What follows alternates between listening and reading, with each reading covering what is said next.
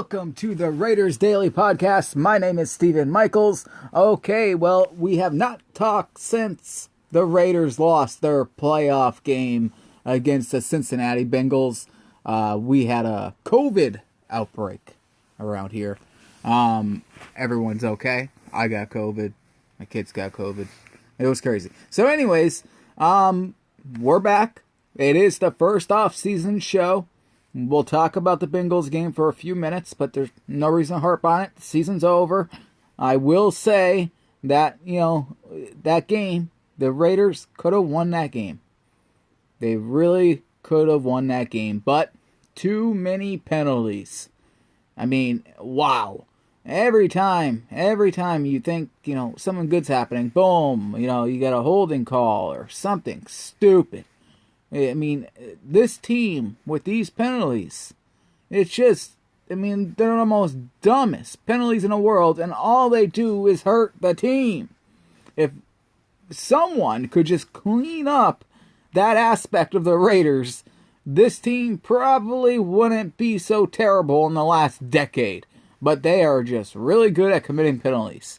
And I know the refs are always watching the Raiders more closely than other teams. We had a little,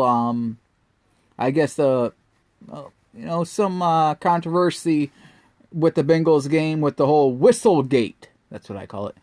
It was very clear. The referees blew the whistle before Joe Burrow threw a touchdown pass. They thought he was out of bounds. They blew the play dead, but they let the play continue, and they actually let the Bengals keep the touchdown, which was very surprising and against the rules and weird and you name it. And the Raiders end up losing by what? A touchdown. So that did come into play, but I will say this. We don't know what would have happened either way. Chances are the Bengals would have scored a touchdown anyways because the Raiders' defense in the red zone has been awful. They can't stop teams from scoring touchdowns once that team is in the red zone. That is just a fact. So they probably would have scored. Maybe, just maybe, the Raiders hold them to a field goal and the game would have been different. And Derek Carr doesn't throw an interception at the end of the game. Instead, they kick a field goal and they go into overtime. And who knows? Coulda, woulda, shoulda, right? Who knows? This is not like the Tuck rule, in my opinion. That is way bigger than this. Because the Tuck rule, the Raiders had that game already won when that happened. The game was finished. If the referee just does his job and says fumble, the game's over, Raiders win the game.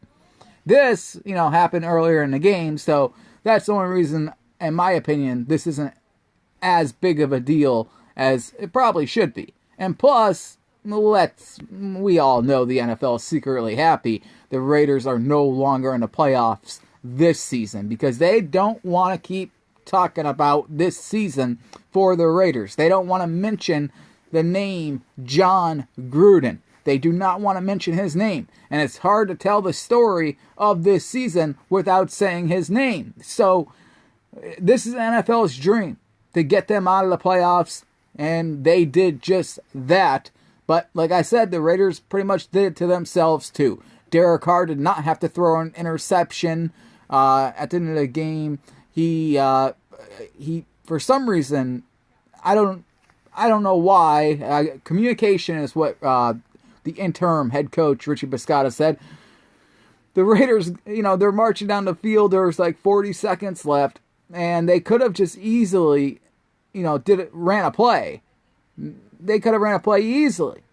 And Carr gets them up to the line of scrimmage. Even the wide receivers are set. Renfro was in the flat, which he probably would have scored a touchdown if they ran a play. And Carr gets everyone lined up, wastes all this time just to spike the ball.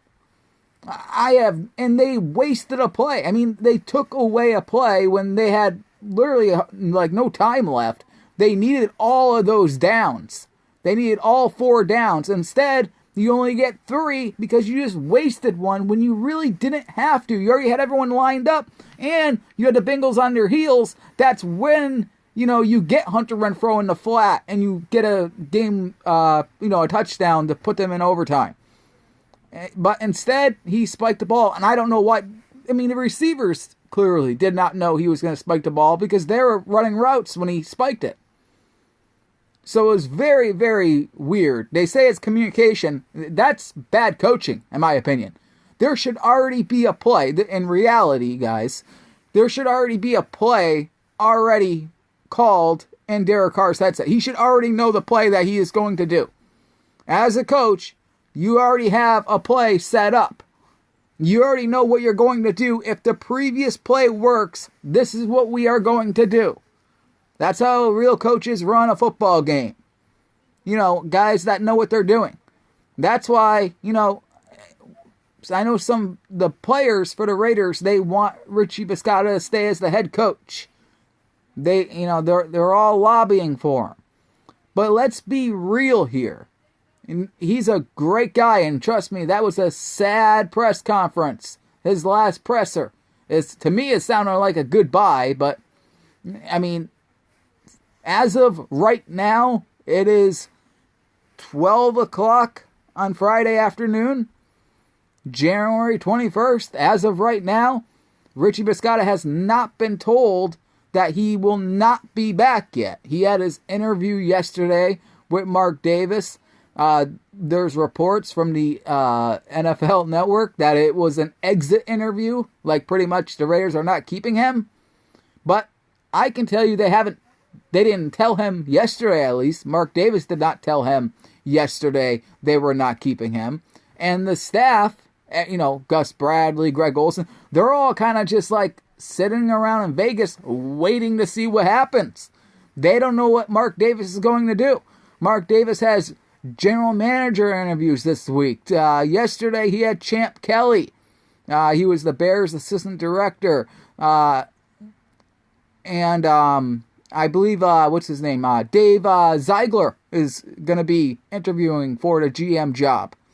So we'll see. And then next week, I know the Raiders are trying to get Ed Dobbs in for an interview. He's a very busy man at this point. But they're trying to get him in for an interview. Also, Duan Daniels, he already works for the Raiders. That's a guy who could easily take that role, just to let you know. He could easily be a GM for the Las Vegas Raiders. Easily. The players already know him. He already knows the organization. I mean, I'm just saying, I know for a fact he could do the job. But there's no shortage of GMs available and head coaches. I know the big one that's on everyone's mind is Jim Harbaugh. But right now, it seems like the Raiders, and this is what I have heard, are not interested in his services. They are saying, at least claiming, that the Raiders are not interested and they're going to go in a different direction.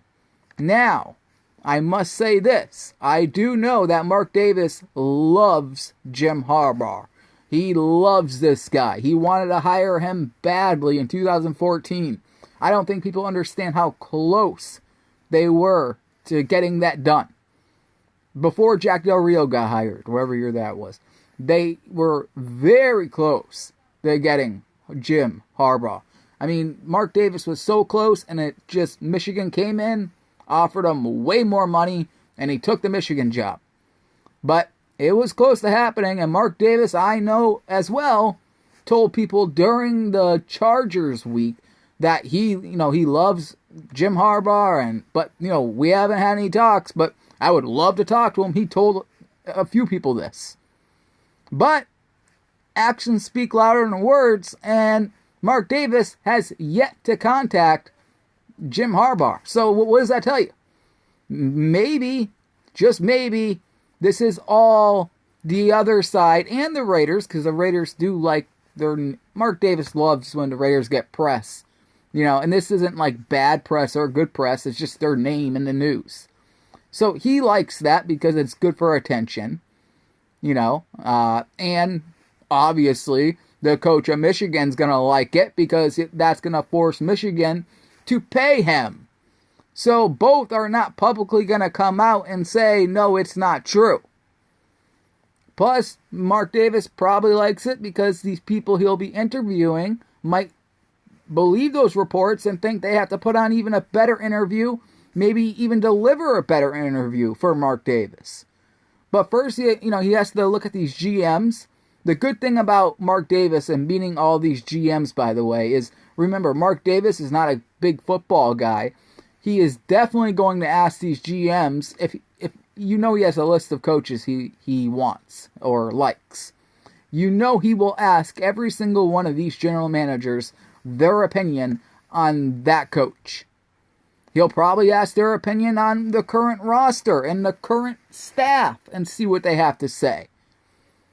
And that's good for Mark Davis because the more football knowledge he can gain by asking questions like this to people who work in the NFL that are qualified to be GMs, the better. But this is one thing that Mark Davis cannot fail in. He has to nail this. He has to get the right head coach. He has to get the right general manager because they are in Vegas now.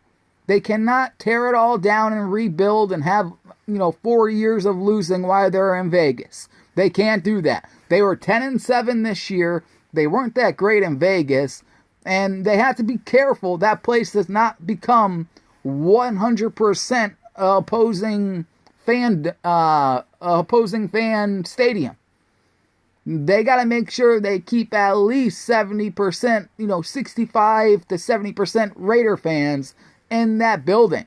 You need them to keep on coming. And if you're going to be a losing team rebuilding, why is anyone going to pay those ridiculous prices when they can just sell their tickets?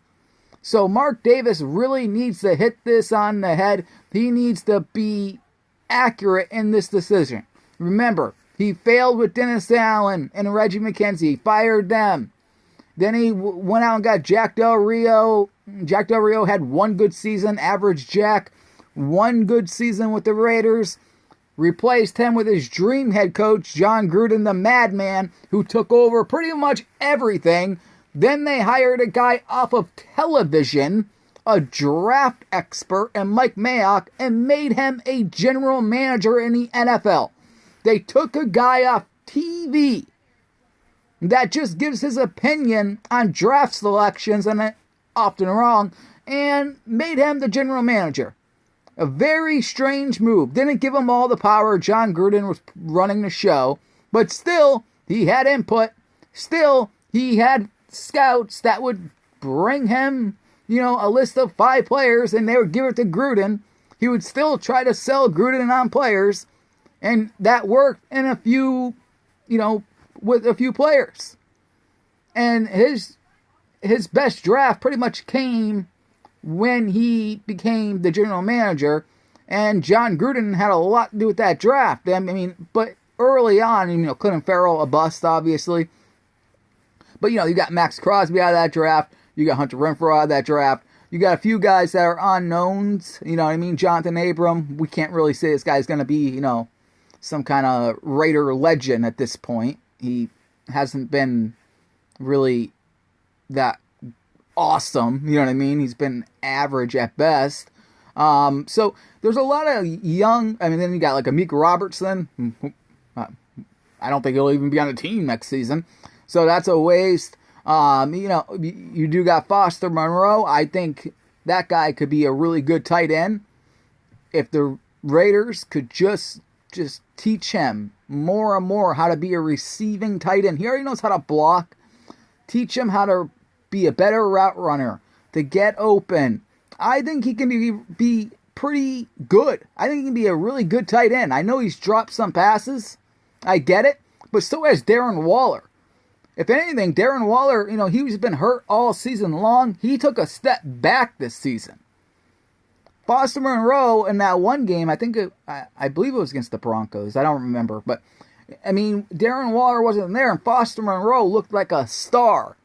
But then, when you put Darren Waller in there and Foster Monroe sometimes drops easy passes and things like that. That's why I think you really need to hone in on his receiving ability, and I think that guy could be very, very good. But like I said, that draft class, pretty good. But then when you look at the other ones, terrible. There's been terrible drafts. Terrible, where you really got no one. You're taking Damon Arnett in the first round. That guy's not even with the team anymore. He sucks. I mean, a lot of bad picks. A lot of bad picks. And this recent draft, there's going to be unknowns, more unknowns. Nate Hobbs showed flashes of being good, but could he take that next level, that next step to that next level and be great? Even Trayvon Moorick. I know he started, and that's, pretty impressive to do as a rookie, but what did he really do? It's not like he was a ball hawk out there. He didn't look like Ed Reed or anything. I'm not putting the guy in the Hall of Fame after that season we just watched. It wasn't like this guy really did anything that crazy, really. So, I think all these guys really need to step up in the last draft class. Because you got to see what you got. Like I said, Diablo, all of these guys the Raiders got in that draft. They got to see what they have in those guys. Hopefully something. Even, by the way, Mullen, Trayvon Mullen. He's been hurt pretty much the entire season, so is he the future cornerback? I don't know. That's why this team needs a solid GM and a solid head coach. And who's that going to be? Nobody knows. That is the real answer. I know some people who do podcasts or reporters who get asked that question. By the way, I am not a reporter. But, those people who get asked those questions that are in the know, I guess I'm in the know, they'll try to beat around the bush and not really give an answer. Because there is no answer, because they don't know. I'll tell you the truth. I don't know. Nobody knows. I'll tell you what I do know. I already went over this, but obviously there was early connections to Jim Harbaugh, but the Raiders say they're not interested in him. They say they're not going in that direction. That's what they are saying. That's what the organization, the Raiders, are saying. Do I believe it and buy it 100%? That's what they're saying, but I can't, because it's Mark Davis, and I know how much he loved that guy. So I'm just going to be that guy who says, hey, I'm just going to tell you what they're saying, but I'm not saying, I'm just telling you what they say, basically. I could see Mark Davis totally changing his mind if this, somehow they communicated, which, by the way, there's been no communication on either side with those guys, with the Raiders and him. So let's say communications opened up in 5 minutes from now. I wouldn't doubt it at all if Mark Davis just said, "Oh, forget about what I've been telling you guys. I gotta I gotta get him." It wouldn't shock me at all. But they are interviewing GMs. Like I said, Mark Davis is going to pick their brains about, what kind of head coach they should hire, the roster, things like that, which is good. Get them some football knowledge. And then, the head coach, it's going to be interesting. Who do they hire? I do know they did not tell Richie Biscotta that he is definitely out of the running. That's why their staff is just hanging around. Now, I know it was reported that, he's not going to be back, and it doesn't seem like he's going to be back, but he wasn't told yet that he wasn't going to be back, so I don't want to come out here and say he's definitely 100% not coming back until we know, until some other person is hired. We know the players really want him back, but is that really the best move to make? Richie Biscotta, like I said, it was a very sad press conference. Did feel like a goodbye type thing. And he did have, he came in and he had to run a team that was just in complete chaos. And, took the team to the playoffs. So that is good, but I just don't think that Richie Biscotta is a guy that you can have long-term success with. A special teams head coach, I just don't see it. just the part about the communication in the Bengals game, that's just bad. And then you got the Derek Carr situation. Now, Derek Carr claims that he'll play for no other team, but what if he does not like the new head coach if they get a new head coach in?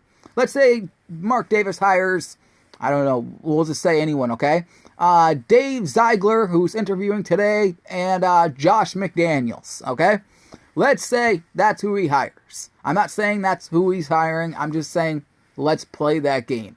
What if Derek Carr is not a fan of these guys and doesn't want to play for those guys? What if he requests a trade? What if Josh McDaniels says, you know what? I watched 8 years of Derek Carr and he hasn't won a single playoff game. I want to go with a different quarterback that's in the draft, and I want to build with this quarterback and keep the core pieces around me. You never know. But I'll say one thing. If you are going to replace Derek Carr, you better damn well have a quarterback in place to replace him with. I know a lot of people say, let's just move on from him. But you cannot move on from a quarterback unless you have someone that can fill his shoes. And right now, the Raiders do not have that. And, I've seen maybe Russell Wilson will be available. Honestly, Russell Wilson and Derek Carr, to me, are the same quarterback. In fact, Russell Wilson is worse on third downs than Derek Carr is. So, to me, that doesn't do anything. I don't get the appeal. Why pay a guy who's just as good as the guy you already have? You know what I mean? Like, if anything, the Raiders need to, even though this draft class doesn't have a lot of good quarterbacks, they need a quarterback, a young quarterback, a new quarterback. A fresh new quarterback that, has some kind of scrambling ability, that, a guy that's hungry, a guy that's new. You need someone like that. Because let me tell you something, the AFC West, their quarterbacks are really good. You're already dealing with Patrick Mahomes and the Chiefs. The Raiders just can't seem to beat them. They beat them one time last season during COVID, during a pandemic when no fans were there, in Arrowhead. But outside of that, the Raiders have had a tough time. Derek Carr's record against the Chiefs is not good at all. And then you look at the Chargers. Justin Herbert, he is going to be a star. That guy is really good. He's way better than Derek Carr. I'm sorry if people don't want to hear that, but he is. He is good. He can use his legs, and he can throw down the field, and he's just going to get better and better. So you got to look at it that way. Your quarterback is probably the third best quarterback in the AFC West. Your quarterback is having a hard time beating the AFC West champions year after year, and Patrick Mahomes is not going anywhere. The Chiefs are going to be a dominant force for years to come. You need the firepower on offense to match what the Chiefs are doing, and you need a defense that can slow down what the Chiefs are doing so you can win the AFC West. So every year, you don't have to go into Arrowhead saying, oh God, I hope Derek Carr can get 2 wins in Arrowhead in his career. I hope he can get a victory here. Because the sad truth is this. Derek Carr has been terrible in cold weather games. He's been terrible against Kansas City and Arrowhead. He's not even that great in Mile High. His record's not even that great. So the Raiders really need to figure that out. And I think Mark Davis is going to know by talking to these head coaches and GMs. And remember, he's going to ask, I don't know how the schedule is going to go with head coaches and GMs coming in and out. But it doesn't really matter who he hires for first as far as a GM or a head coach, because he's going to ask both. If a head coach comes in, he's going to say, hey, how would you like to work with, Ed Dobbs? And he's going to get that head coach's answer. If it's a head coach he really, really wants, he's going to read off some names of guys that he interviewed and guys he knows he can get. And hopefully that coach says, yeah, I can work with that guy. That's what Mark Davis needs. And Mark Davis needs to hit on this. He needs to make sure he makes the right decision for this team's future. Because this team cannot take another step back. They just got to Vegas, like I said. This is Mark Davis. How many coaches is he on now? This would be what, his third? He had Dennis Allen. He had Jack Del Rio, John Gruden. This would be his fourth head coach, not counting the interim head coaches. This would be his fourth head coach.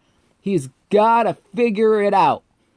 He's got to nail it this time. He cannot afford to drop the ball here.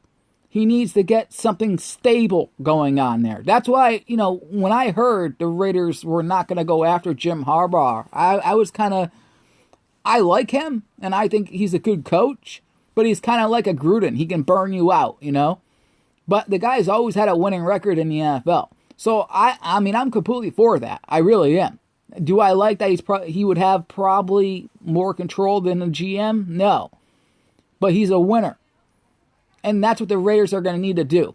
But I think what Mark Davis really wants is stability and a future. So that's why picking the right GM and picking the right coach will be crucial. It will be. And like I said, there's a lot of names, linked to the Raiders right now. I know Gerard Mayo, he interviewing for the job. And Josh McDaniels is a name, even though I use an example. It is a name to look out for going forward. I would not sleep on Todd Bowles right now just yet. And I also, who knows? Maybe they go young. Maybe he likes Brian Leftwich. Maybe he likes the Buffalo Bills offensive coordinator.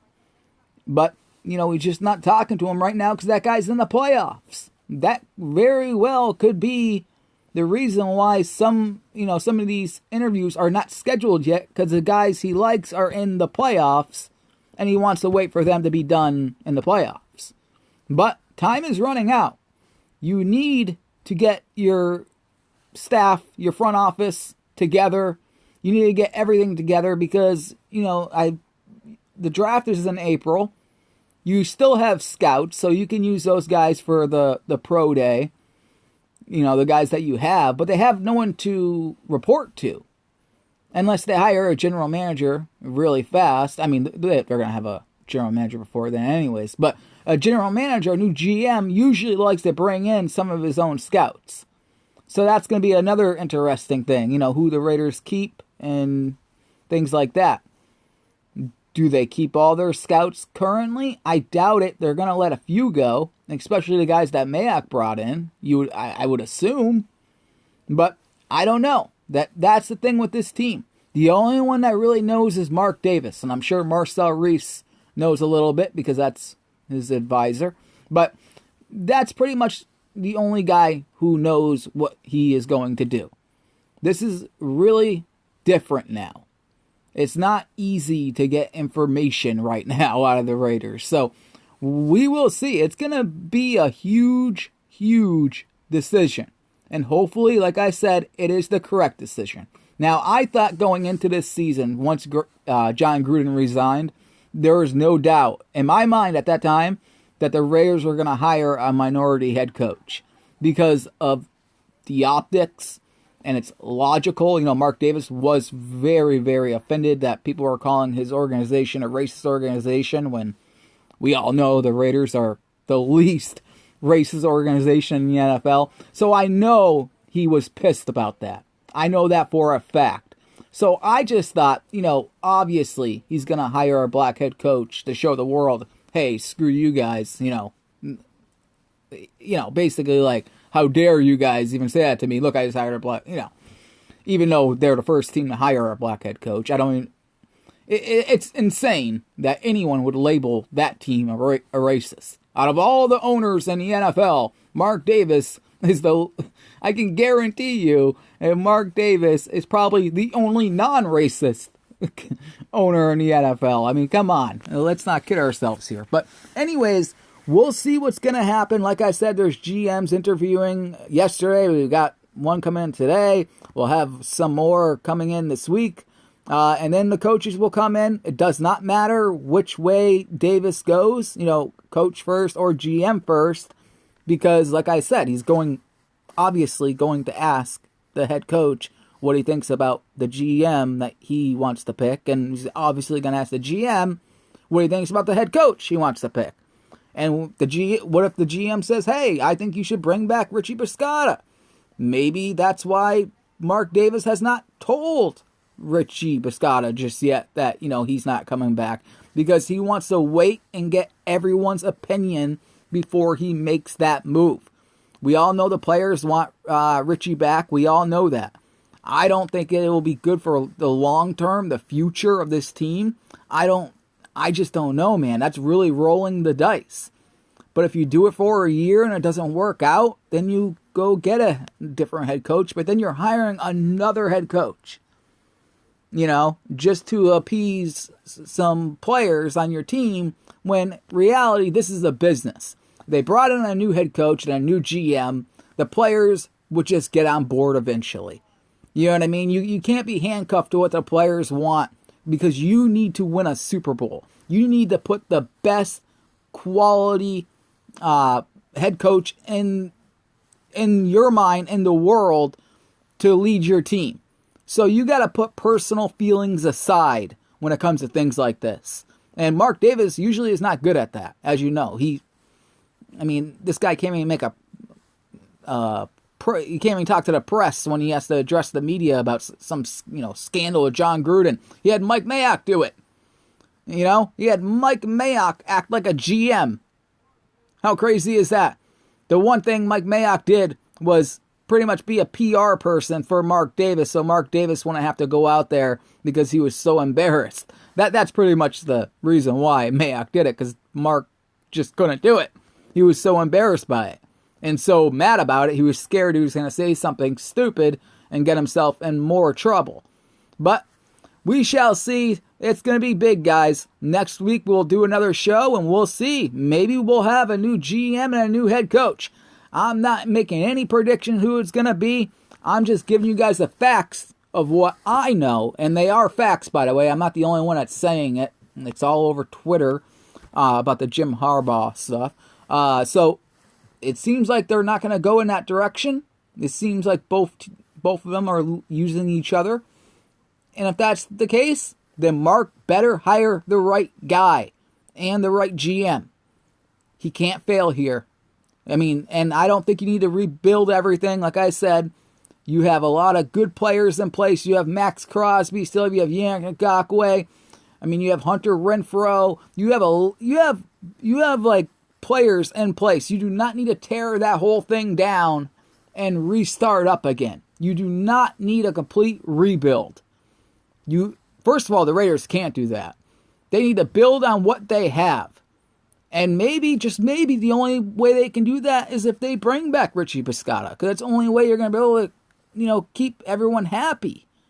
So maybe, just maybe, even though everyone says, and I was told this too, that he's not going to be staying, maybe some GM does convince Mark Davis that is the right thing to do, because you don't want to, you just want to keep going. You don't want to roll anything back. You want to roll it back. You just made the playoffs. Let's see if there's any momentum here. Let's keep it going. Maybe these players will play even harder if we keep him. You never know. I think Mark Davis can be convinced of anything, to be honest with you. I really do. But we will find out, and I think we will know by the time we do a show next Friday. So I will see you guys then. My name is Stephen Michaels. Let's just make the Raiders great again. This is the Raiders Daily.